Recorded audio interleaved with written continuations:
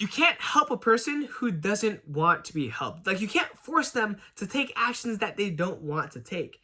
There's a few ways around this. For example, you can ask them questions that allow them to decide that, oh, you know what, I actually need this help.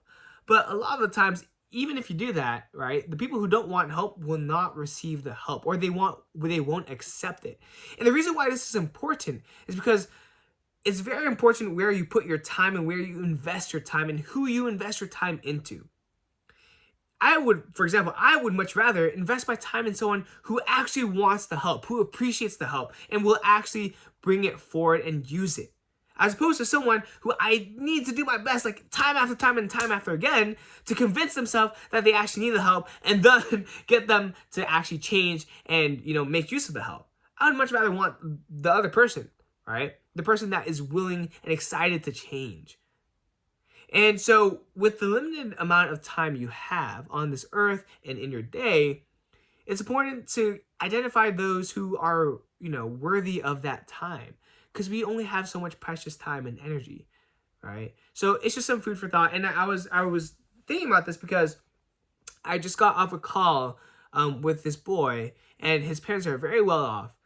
He's doing okay in school, but he didn't really want the help, right? And so it was very good to know him. It was very good to know his story, have that conversation with him, because I was able to ask conversations that really made him think about who he was as a person, and kind of what he stood for.